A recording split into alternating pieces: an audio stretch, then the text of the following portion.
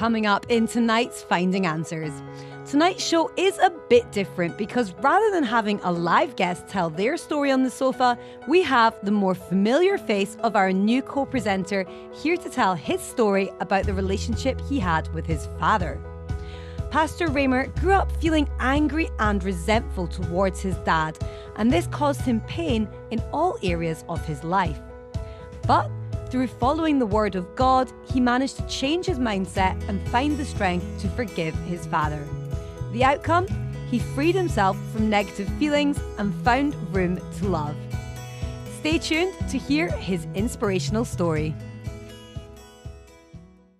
Good evening and welcome to tonight's Finding Answers. Tonight's topic is, it's possible. Can you forgive your father? Maybe you've had a troubled childhood. You grew up with your father, your earthly, physical father, and your father mistreated you.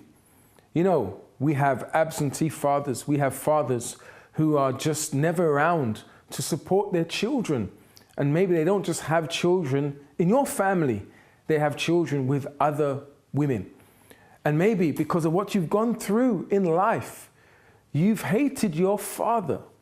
And you know, when fathers are actually an important part of the family. There are many broken homes because the father is missing. So can you actually forgive your father, the one who was there for you maybe in the beginning, but abandoned the family? And you know, usually there's no support financially, there's no stability. Your mother is also has gone through many problems herself, and she's trying to cope on her own, looking after you, looking after your other siblings. So if you are in this situation, we are here to help you. Can you actually forgive your father? It is possible. Before we do, let's have a look at this video, the ACT meeting, people who have been facing an addiction, but they found a solution. We'll see you after this.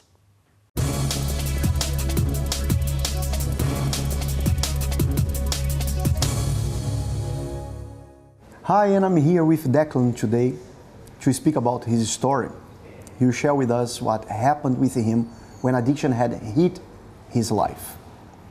Well, Declan, good day to you. Good day. Tell me, which kind of addiction you had?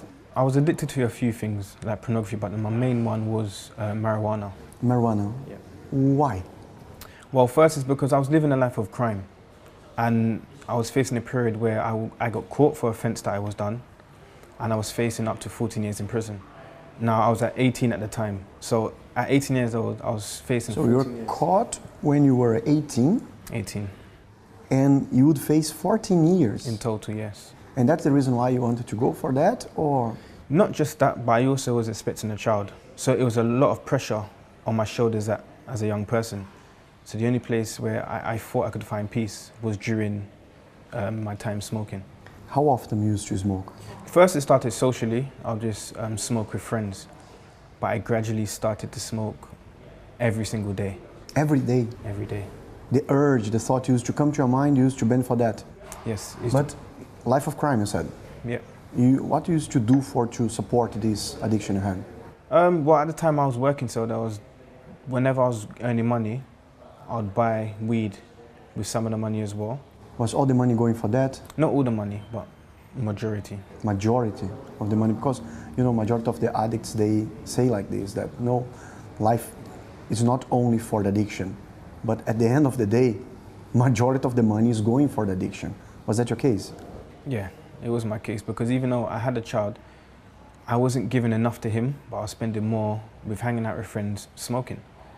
Declan, some people say that marijuana is a kind of medicine, it's okay. What did you lose for this addiction? Well, I started to lose my identity. In fact, I even lost I can say my family, my son, because I found so much pleasure in smoking that I pushed everyone aside, apart from my people that I was smoking with, just to smoke. That was my peace. So among the friends, the so-called friends, yeah, if there was marijuana among them, that was okay. That was a kind of family for you. Yes. And house was now left aside. Yes. And in the house? In the house, it wasn't too bad, because most of my family members, they smoked. But it was just everything in my immediate family, in the sense of me having my child, I just disowned him. Can you describe a worst moment? A worst moment, I believe, while smoking, I became so arrogant. I already had a temper issue, but I just wouldn't take anything from anybody. I remember having a physical fight with my dad, to the extent where I actually hit him, and I just remember him on the floor, knocked out. You lost respect for your dad. Because this is the ultimate action of somebody that doesn't respect anymore family, isn't it? So marijuana used to give all respect to. Yeah. Friends with that, you also respect them. Because you know that among the criminals and all, there is this code of conduct. You know the danger of losing respect there. But in the house, you cross the limits. Cross the limits. Could you see the consequences of that? I could, is because it got to a time, if I didn't have any weed on me, I would be searching the belongings of family members, I'll be searching the couches, I'll be searching any small little cracks, just to find small residues of marijuana so I could smoke it. So it got to a point where I was really severely addicted to it. It's like I couldn't live without the marijuana. Well, what I mean is this. Could you see how it was affecting you when you hit your dad, when you were stealing right inside of the house? Could you see it? No, you couldn't see it. You can think of the consequences after what has happened, but we didn't really care. So that constant urge for the use of the element, constant desire for this, using every day, losing respect for everyone that was close to you. How did you manage to beat it up? Well, I was invited to a place by my friend's girlfriend and his mum, and the methods that I was learned, it was very intelligent. So I decided to take it on board. I started to hear of other cases where people was helped. So you came to the bottom of the pit, because for an addict to accept this kind of help and desire to be clean, he really realized already that, come on, I lost a lot. Did you hit the bottom? One thing I realized is that I had to identify why I was smoking. I realized that I was smoking to run away from the stress of everything that was my life. And when I was smoking, I tried to hide through the highness, but when I was not high, the stress was still there. So it was like, what I'm trying to hide from is actually not going anywhere. I realized that I had to face my problems head on, and I know that smoking wasn't helping me face my problems. Talking about this method that you learned, this discipline that you applied to come out of this situation, did it help? It helped a lot, and especially helped me to build up a will inside of me, a desire inside of me to say no. You know, I built so much self-belief that I could know that I could say no, and I can exactly stick behind what I said. If we make a comparison here of Declan today and the Declan before, what changed? A lot changed. My mindset changed. My character, I was someone that had the mindset of, well, even when I would wake up, I had to get high. I had to smoke throughout the day. My mind was on getting high. Now, my mind is not upon getting high. I don't need, even I get stressed now, I don't need to be high to face my problems. I can face my problems knowing that there's an end result.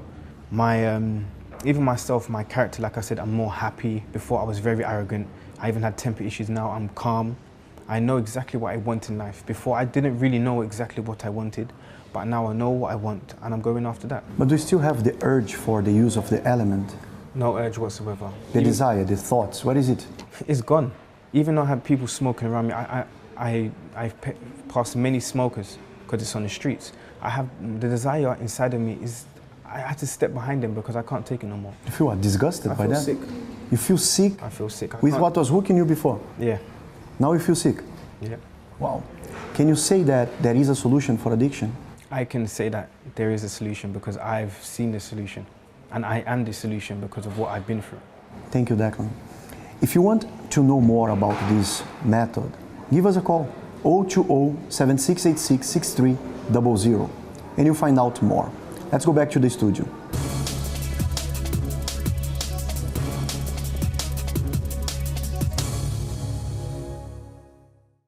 Welcome back. Now, tonight's topic is, can I forgive my father?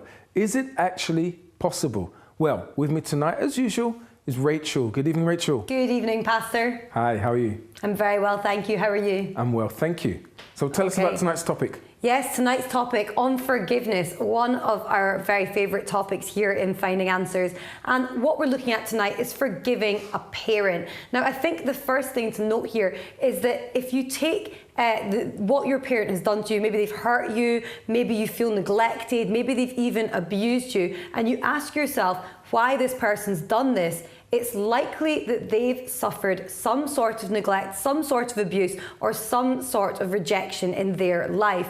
Now, at this stage, you then have a choice whether or not you're going to continue this cycle by then holding a grudge against them, growing up feeling bitter, feeling angry, and feeling resentful towards your parents. And it's likely, if you choose this path, that you will then pass this on to your children or to other people around you, because you will be carrying this burden, and it means that you're more likely to actually follow in your parents' footsteps. Or you can break this cycle by forgiving them. And if you do this, a lot of people see the forgiveness as a weakness, but actually it is a strength. And what will happen in this case is that you'll be free from this burden, and it's more likely that you won't treat people in the same way in the future. So if you want to actually grow up and distance yourself from the way that your parents acted towards you, the best thing you can do, I think, is to forgive them. But I mean, this is just my opinion. Obviously, we still have our live guest to speak to tonight, don't we, Pastor? We do, and we have a bit of a surprise for you tonight, but I will reveal that to you later on. So, if you're finding it hard to forgive your father, or not just a father, anyone for that matter, you know, we've said here many times in this program that it is important that you do forgive the one who hurts you, if that's your father or mother or anyone else. And why is that? Because you are the one that will carry that pain with you. There are people who have passed away, and that person has held a grudge against the deceased. No, you would think that once a person has left this earth, that everything will be fine, but that person still holds, as Rachel said, that resentment, that hurt inside of them. So all it does is affects you. You can be free from this tonight, all right? And if you'd like to give us a call, if you want someone to talk to on how to forgive, what can you do? What is the recipe to forgive someone? It's very simple.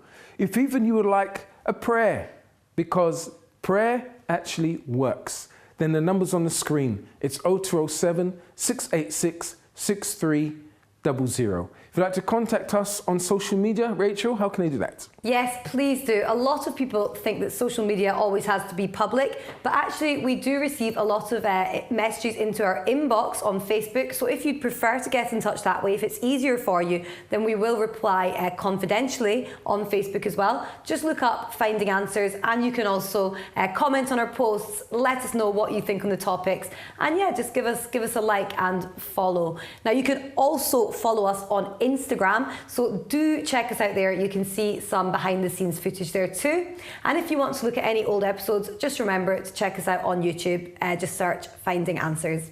Well, there you have it. Those are our contact details for tonight. We're going to go for a break, and when we come back, we're going to meet our guest for this evening. We'll see you after this break.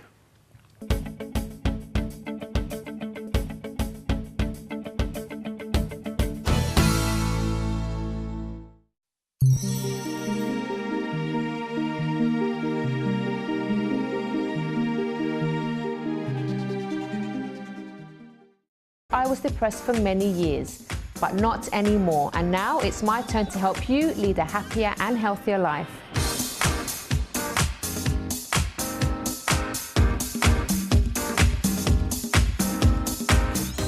Watch The Chrissy B Show on MyTV.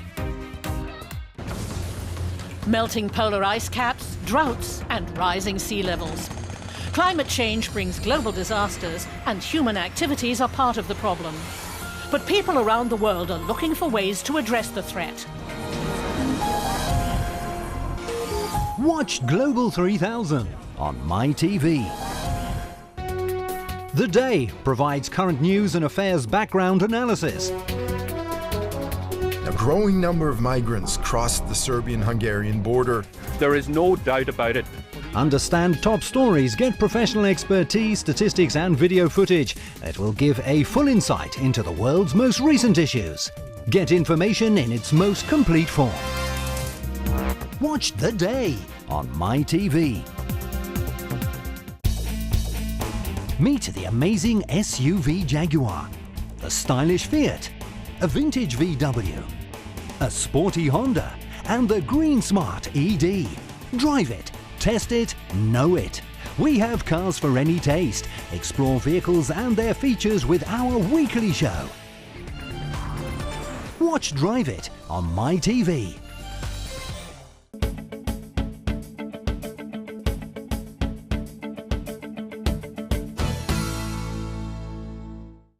Welcome back to Finding Answers. If you just joined us, tonight's topic is, it's possible, can I forgive my father? And we have a special guest for this evening, and we're going to meet him right now. His name is Mr. Raymar Legister. Pushing me for the rest of the week, so it's like a boost.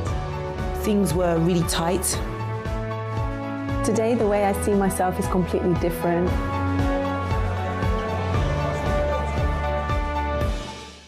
Yes, we have our very own Finding Answers presenter, Pastor Raymar. Good evening, Pastor Raymar. Good evening, Pastor. How are you doing? Very good. Now, you have a story to tell regarding your own father, right? For sure. And it all started in your home country of Jamaica. Yeah.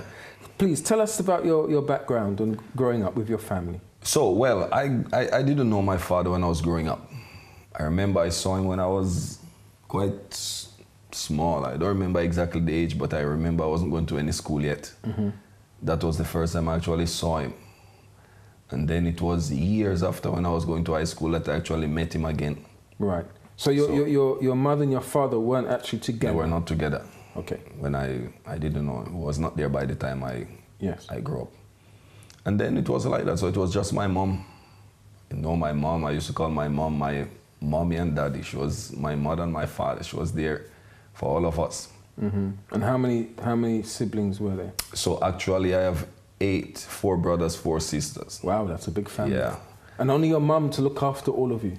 Not really, because actually she has 7 children with my father. Right. I'm the last. Okay. So by the time I grew up, it was mainly like 7, 6 of us. Because 5 of us actually, because 4 of them 2 was with my father. Mm-hmm. Another 2 was with relatives, the other father as well. So in Jamaica, must have been very hard for you. Did you grow up in like a village, a town, ghetto. or in the ghetto? For sure. So it was tough. It was really hard. My mother had to work, sell, do whatever she could do to send us, to take care of us. The living condition was not good. Mm-hmm. The house was not a good quality. And from time to time, we have to go through things like that. Right. But she would always try her best to make sure that we go to school, that, you know, she take care of us. She gave her best. Yeah. And as you said, she had to play mum, and she had to play father as well. Of course. You know, the discipline side of things, as well as the mother. Exactly, and that discipline part is even more because, you know, in the ghetto is a fight. A lot of influence, you know, to keep us and boy children, because me and my brother, the last 2, and to hold us, to keep us in the right way. It was not easy. It was a big fight. So tell us about the things that were going on in the ghetto in Jamaica. You know, when you don't have a father figure to kind of steer you in the right direction, there are going to be role models out there. For sure. So what were the type of things that were going on in the ghetto? Oh, just the lifestyle alone. You have to prove yourself. And for them, a man is the one who fight, who have children, who do drugs, who, you know, a rude boy life. That kind of lifestyle is something that people look up to. Mm-hmm. And then our mother would try to get us education, would try to tell us in another way. And it was like she was going against the tide. She was going against everything that we know, that we see that is common. So it was not easy. Yeah. It was like she was going against. She was not popular because, you know, you're going against a lifestyle. Right. And for sure, you're not going to find much. So there's this pull on one side, trying to listen to your mum, who you love, but then on the other side, there's the guys on the streets. Exactly. Right? They're probably walking around, you know, saying, I have many girls, and things like that. We were quite young, friends and influence and a lot of things. Mm-hmm. And, you know, just to be different. Yeah. Because once you live, when you are among people and you are different, you are not going to be, especially try to go against, you're not going to be popular, you're not going to be common, you're not going to be like people are going to look up to you and say, wow, that person is trying. They're going to try to ridicule you, they're going to try to put you down, they're going to try to make you feel as if you know, you are the odd one out. Yes. And many times she would face that, and we also would face that. So tell us about what happened for you to have this animosity or anger, this resentment towards your father. So this happened when, after some years, I was going to school, and then there was a disaster that took place with my mom. She had to move from where she was. Like I said, you're not going to be popular. I'm not going to go into much details of what happened to her, but she had to move. And then we ended up living with our father. Mm-hmm. Not really directly with him. He had a house, and then we ended up sharing. We had a room at the back that my brother was already living with him, was staying. And then we ended up staying there because where my mom was staying was not very convenient at that time. She had to move, you know, quickly, and there was no facility, there was no condition. I was still going to school. So we used to stay basically with our father just so that we can have facility. There was no water there. Could be able to go to school. It was also closer comparing because we used to walk to school before, and then now we had to take like 3 transportation to go to school. Mm-hmm. And if I stay with my mom, it would be 4. So we used to stay there most of the time. Right. Just to have the facility. But after some months, you know, about 2-3 months, is like, I think it was a thing that he didn't really have us, you know, take care of us. And then all of a sudden, we are there. Mm. Then for me, because he was also an elder, and he passed away now anyway, but was elder, and then it was like a shock. And then, of course, people would see, oh, this is Mr. Legis's children, and who are these ones? Because we were quite younger. He had many older children, and we were quite younger. So I think it was like a shock for him. And then he would start to, you know, to be on top of us. So did he have someone else, another woman in the house? Yeah, well? Actually, he was married with his wife. Right. So he was married with his wife, and then we were at the back, was a room at the back that we used to share. So would his wife kind of help to take care of you and your brothers?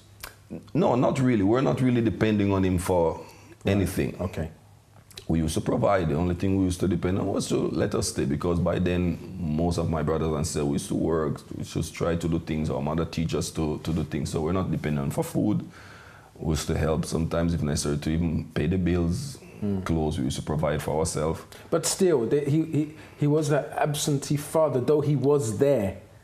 But yet you were away from your mum, so, you know, yeah, there was that resentment, there was that anger, wasn't there? Because why?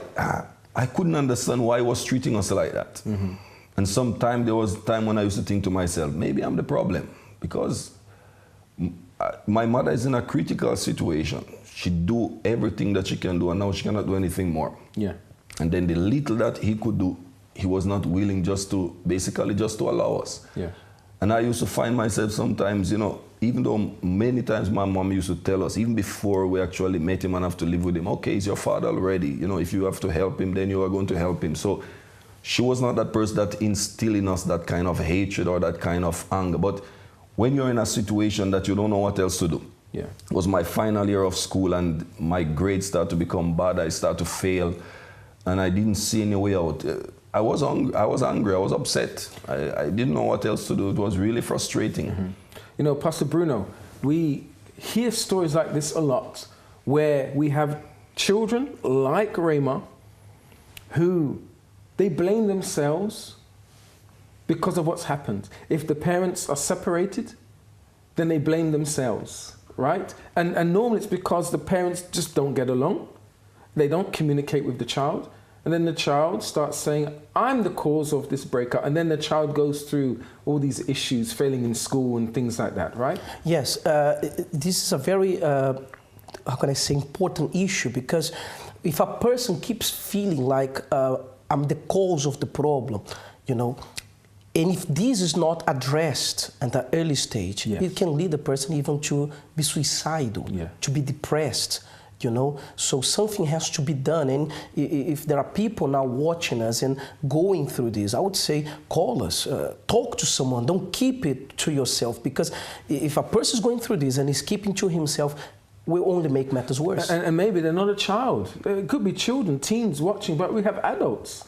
They've had their own family, right? Mm-hmm. And they still have this anger. Maybe you've got your own children, you are in a relationship, you are married, but you're not as close to your parents, and they are, you know, they're old now, and you still don't have that relationship, right? But, Pastor Michael, there are many adults out there. They don't like to admit it, but it's true. There are many adults out there that the body is the body of an adult. They have responsibilities, they are parents, but inside they're still that child, lost child, looking for the love of the father, the approval of the father, of the mother. We have many out there, but you know, they need to reach out, they need to seek help. You know, it's true, because even though, for example, like I said, we're not depending on him for things really. And he didn't have much also that he could give us, but it's just that fact, just that, like you said, that appreciation, that, okay, this is my father. And it's what many people are lacking. Yeah. And like Pastor Bruno said, I used to cry a lot. I used to go behind the house and cry. My sister would find me, what happened? And I wouldn't say anything to anybody. But of course, if you see someone crying, you know that something is wrong. You know, in England, they call it the stiff upper lip, right? You have to keep your cool and keep on going. You know, in Jamaica, it's probably the pride. A man is not allowed to cry. You shouldn't cry. You need to I would hide cry. your problems. I would hide behind it and I would cry. Yeah. I remember my guidance counselor came one day because I was finishing high school. It was my last year of high school. And I didn't want to do the exam. I just wanted to, you know, like pass. I wanted to disappear. There were times I didn't think about or try to commit suicide, but the thoughts came to your mind.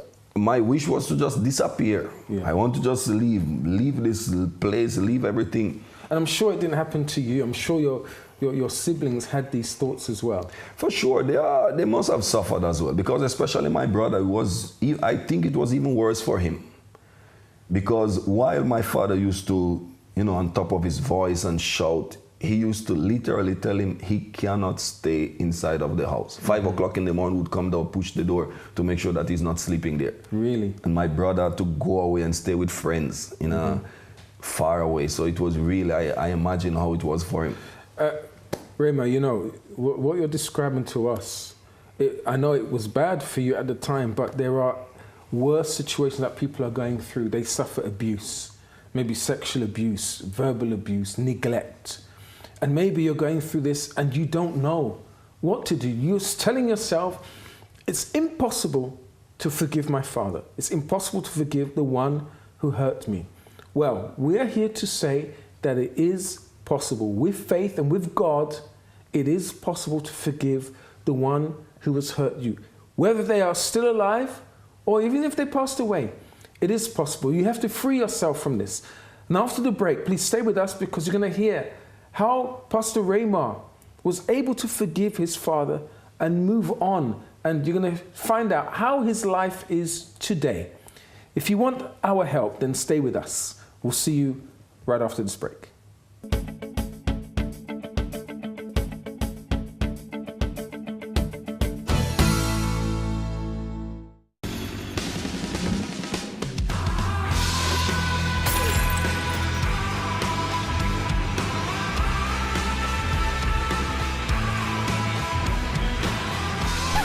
Time is an illusion. There is only the now. So now's a good time? Oh.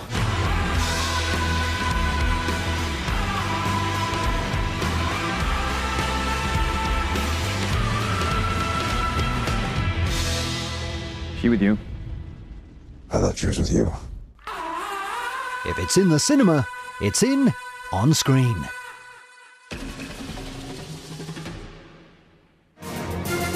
On Screen on MyTV. Get all the recent news updates with France 24. Watch France 24 on MyTV.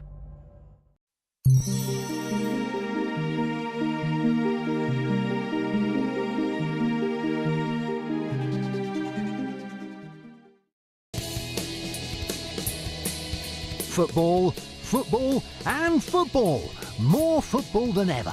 Championships and Bundesliga legends are closer than you think with Kickoff. Watch Kickoff on MyTV. Latest digital inventions, cyber concerns and much more uncovered in Shift. Everything you need to know about the modern digital world. Watch Shift on MyTV.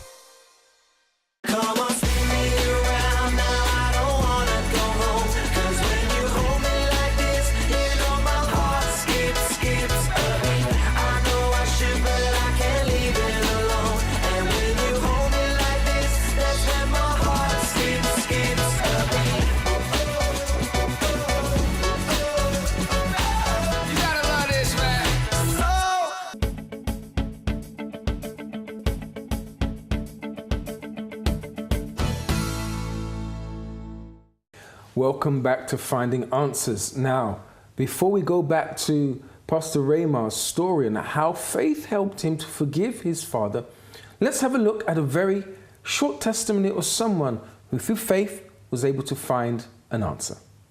Basically, before I was really empty, had a lot of emptiness, and it all started because my mum and dad had arguments a lot, so they were fighting a lot.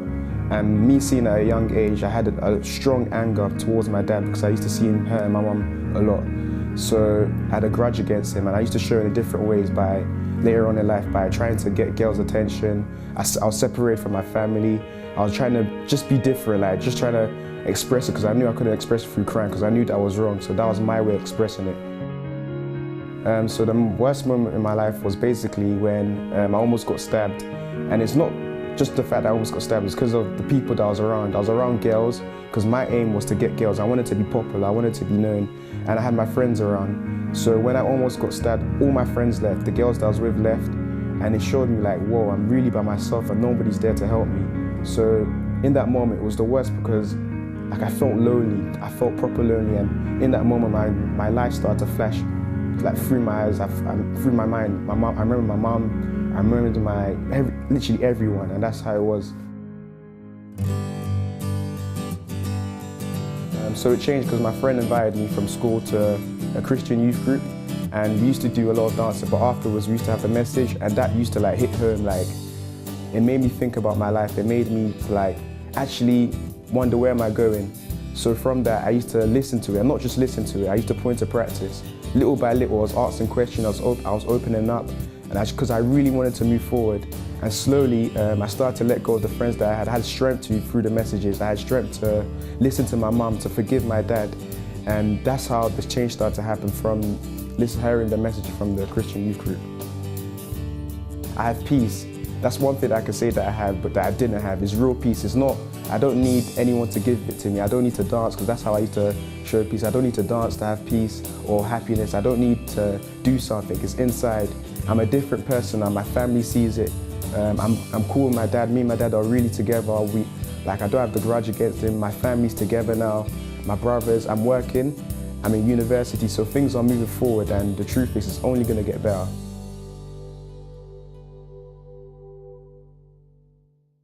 So welcome back. Now let's go back to Pastor Raymar's story. So Pastor Raymar, you told us about how your father, there was kind of neglect.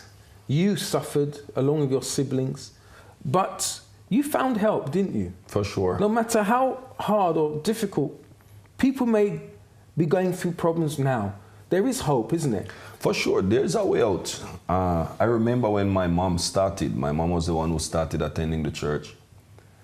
And then she would say, come. But in that time, I would say, look, church is not going to help me. Mm-hmm.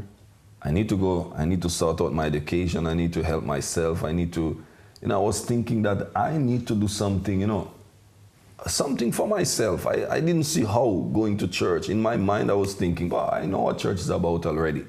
They're going to go there, they're going to tell you to sing, they're going to tell you to this kind of thing. And is that the idea of church in Jamaica? Yeah, it's a lot of happy clappy, singing. Sing, and some churches you have to dress, you have to put clothes, and you have to do this. And how's that going to help you? Exactly, my mind is not there for that. I want solution, I want something that's going to help me. I need to come out of this situation, I need my life to move forward. Yes. And then she would, sometimes bring the paper with testimonies, like we just heard, testimonies of people that managed to overcome.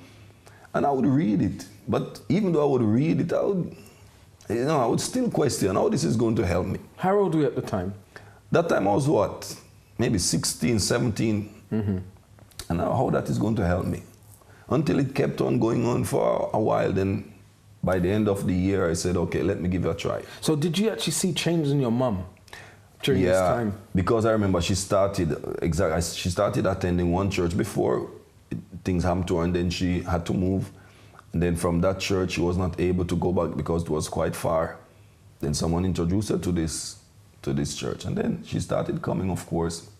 And we started to see some changes in her because, of course, we know her, grew up with her, the way that she was, the way that she used to be. And then I started to see gradually changes. I noticed that she was more calm, she was more, was more peaceful, was more, was not cursing like before, was not as aggressive. I think it was different.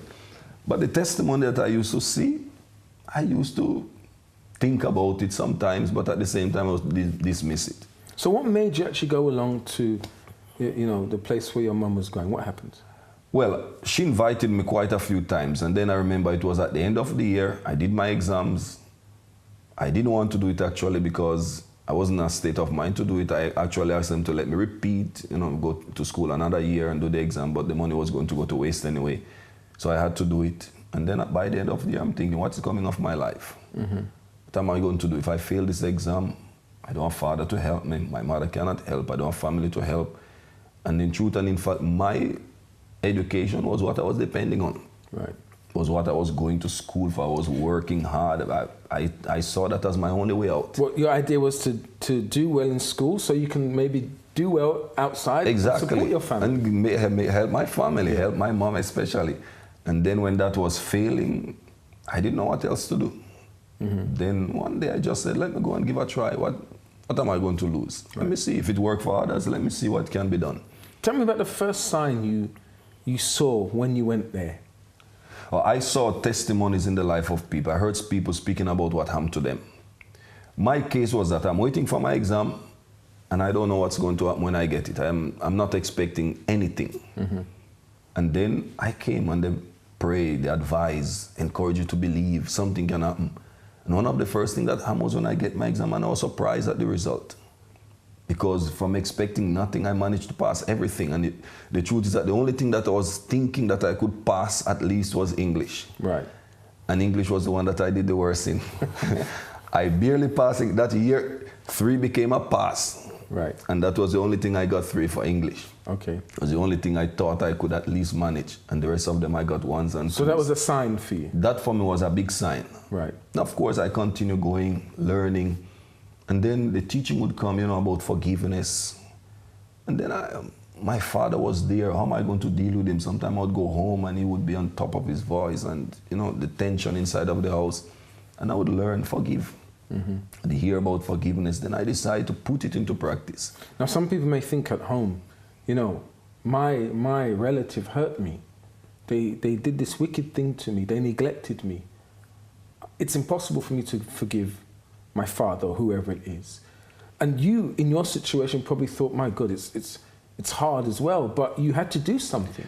Yeah, because one thing this person need to understand, when you don't forgive, you're not hurting the person. Even if the person hurts you bad, no matter how much bad the person, when you don't forgive, you have been hurt already, and then you keep hurting yourself. Because that year that I went to school living like that, I also hurt myself because I kept, those questions, those doubts, those things inside of me, and I contributed to that as well. And when I learned about forgiveness, what do I have to lose? I was hurt already. If I stay with that hurt, what's it going to do for me? So sometimes the person thinks about what that person did to them rather than what is hurting them. What keep on hurting them. So you have to free yourself from that. Then I had to do it. But of course, I don't know how he's going to react. Right. I don't know what he's going to do, how he's going to accept what I'm going to say. So how what am did you say to him? The truth is that one day, I remember I left church and I went there with his wife and I called them and we prayed together. You just said a prayer? And we prayed together and then he even cried and, was really... I spoke to him. I don't remember exactly what I said, but we spoke. And then 2 weeks later, or less than a week later, I was back to the same thing again. Right. Shouting, making a lot of noise, and sometimes it was like, is this really going to work? But I had to decide and say, I'm going to do it. You're going to continue? I'm going to do it because I didn't want to live like that. I didn't want to continue living like that. I didn't want to follow in his footsteps. I didn't want to carry on with my life, just the way it is. What I was learning in the church was, I see that it was helping people. I want to put the word of God into practice. So just there, Pastor Rema, what you just said, when you prayed, you did that. You didn't expect your father to cry. But when he did, it just proved he was hurting as well. Exactly. He was holding all this pain in. Probably he couldn't control himself by what he did. He felt hurt. I'm sure he wanted to do more as a father. So all of that came out during that prayer. Everything, he couldn't hold anything back. To tell you the truth, I don't know much. Even now, I don't know much. Because he passed away maybe a few years after I get to know him. I managed to bring him to the church. He came I remember one afternoon by himself, because I would leave school in the afternoon and he went in the afternoon. I went with him on Sunday, he learned. Right. No, he got baptized, not in the church, but he even got baptized. And the things was different. He and my brother became different. Actually, my brother was living with him in the same house, which was impossible for him to stay at the back. And I don't know much. I never get really to speak to him much. And sometimes not even necessary, but I could see the way that he lived, the life that he had. No one is proud or no one is happy to live that kind of life. Mm-hmm. And you can see that he, for sure, like you said, he was hurting. Mm-hmm. And people need to understand, sometimes you see your parents, you see someone that is big, someone that is maybe older than you, and you might think the person is supposed to know better. Or the person did this to me because they want to hurt me, or why did they do that to me? But the person themselves have their own issues inside. And if you allow that to hurt you and you keep that inside of you, then you just keep on hurting yourself. Today I'm here, I'm free. Imagine if I kept that and then he passed away, I would still have those things inside of me until today. Yeah. It's what Pastor Bruno said. We have adults that are still children inside, right, Pastor Bruno? Yeah, it's still hurting. They're still carrying the pain. Many people think that forgiveness is a defeat. So if I forgive, I'm losing, I'm giving in, you know? When it's not like this. The first one to forgive is the strongest. Mm-hmm. You know, the first one to forgive is provoking the chain reaction, the change, the transformation starts at that moment, the healing. That's what we saw with Raymond, right? Because when he decided to go to his father and say that prayer and talk, he was releasing himself from that burden, right? For sure. And your father then started to break down and cry. And we saw he was like a human. He wasn't this hard or tough man. Like you know, we would like to think that the person doesn't care or the person doesn't consider. Sometimes there are people that they just don't know how to deal with things. They don't know how to deal with the issues. Their life take a certain route and they just lose control. And we cannot keep ourselves victim of that. We cannot make ourselves suffer because of that. Now, Pastor Rema, jumping to now, how is your life today? What are you doing now? Well, today I'm helping other people like I was helped. That's the greatest thing. I'm able to help others. Yes. Today I'm happily married, 9 years now. You are a pastor, you're a minister. Yes. You are teaching other people that it is possible to forgive. It's possible and it's necessary and it's a must. Not only possible, but it's necessary, it's a must. Yes. Because I can tell you, I could even achieve my education. I left some years after to come and do what I'm doing now. But imagine, I could get my education, I could be doctor, whatever, I could be doing things. But imagine if I don't forgive, if I don't do that, I'm going to be all of this, carrying this kind of things inside of me. What kind of person, what kind of husband I'm going to be, what kind of parent I'm going to be, what am I going to be? Yeah. I'm going to just carry, and then later I'm going to pass it on to people, I'm going to pass it on to my children if I have, and that is what many people are doing. Yes. Pastor Rema, I would like to thank you for coming and sharing your story with us. And by the way, you're going to be next week on the program again, right? For sure. So helping other people. So, listen, viewer, it's important that you we are not just here, we're not paid to do this. We are living. We have found answers in our own lives. And we want you to have what we have experienced, what Pastor Rema has experienced. So if you are hurt, please stay with us. Because after the break, myself and Pastor Bruno will be praying for you. God, He forgives. It doesn't matter how tough things have been for you. It is possible to forgive with God's help. We'll see you right after this break.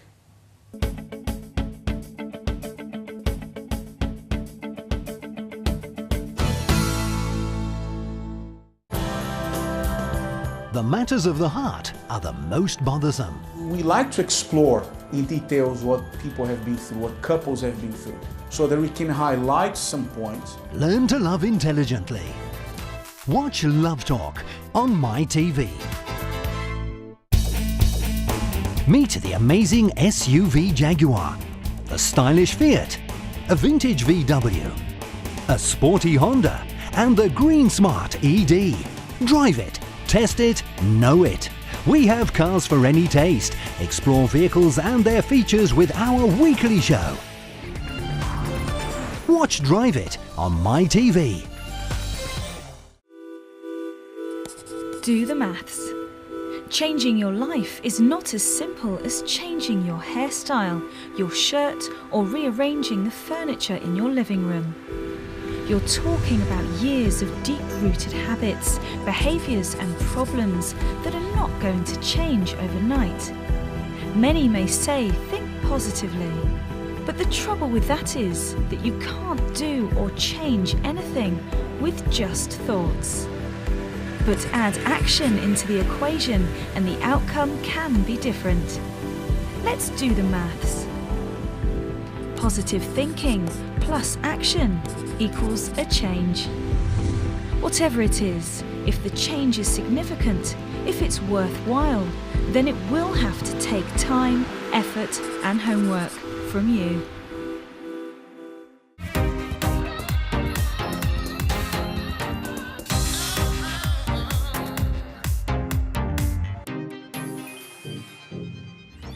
Watch The Chrissy B Show on MyTV.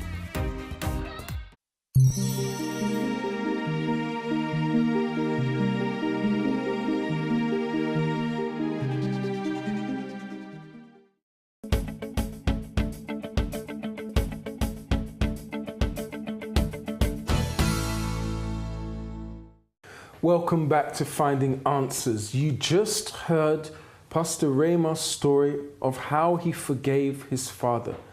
And it was an inspirational story.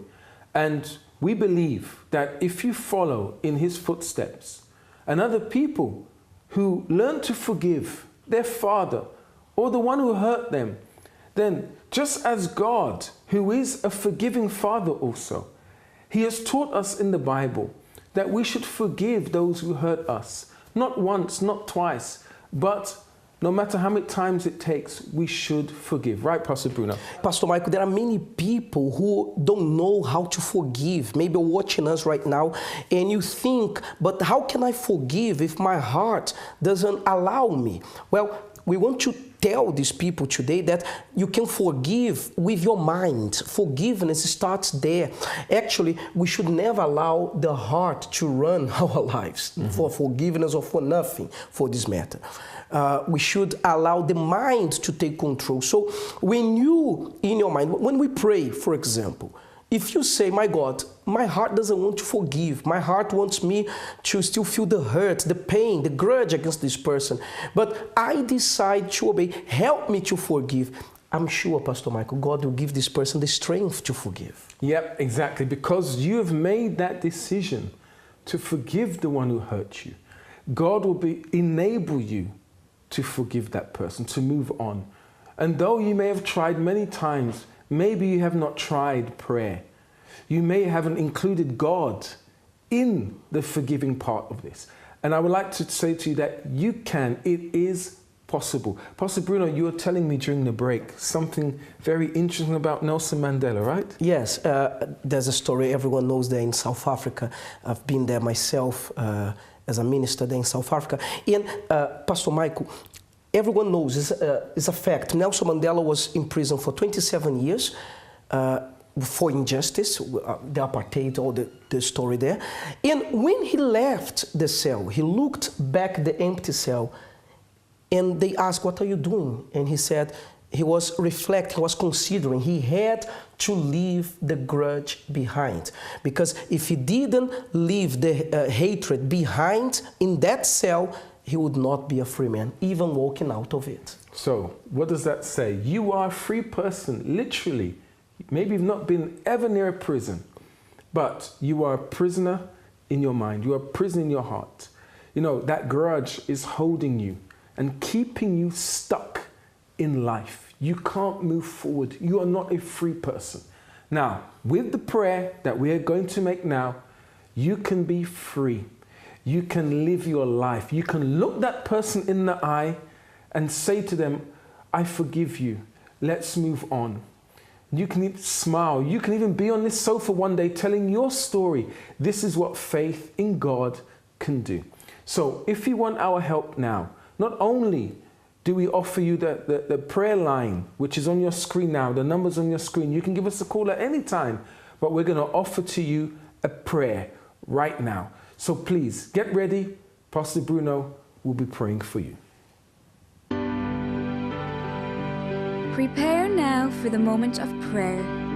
If you would like us to make a prayer concerning your family and loved ones, send your name and prayer request to help@findinganswers.tv.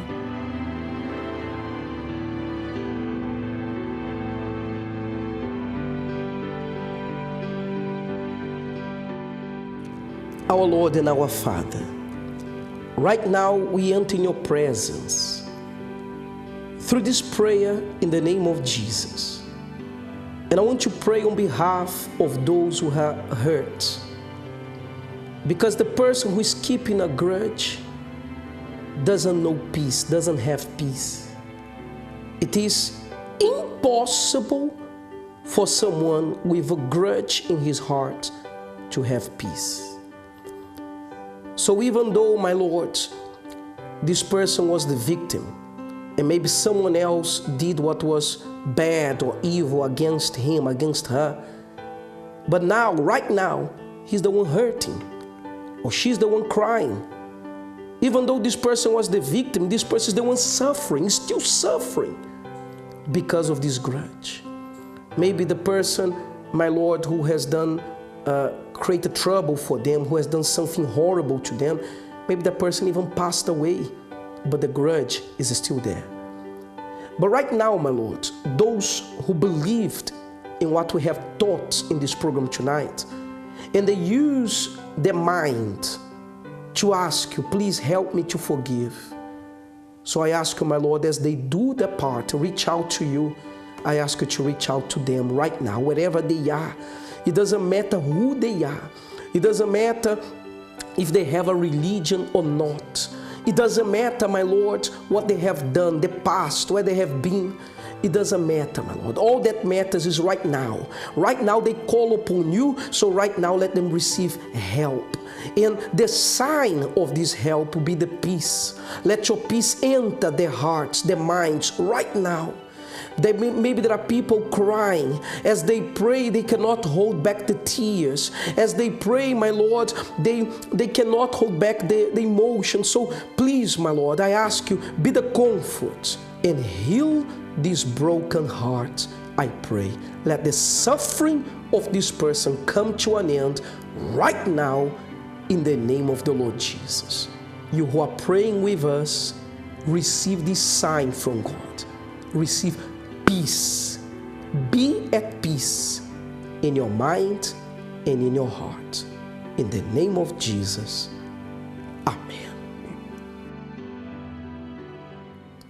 I'm sure that right now you have this peace inside of you, because it's impossible to have peace when carrying a grudge in your heart. Okay? So I hope you have enjoyed the program tonight. Finding Answers comes back tomorrow at the same time. Wish you all a good night, and I'll see you then.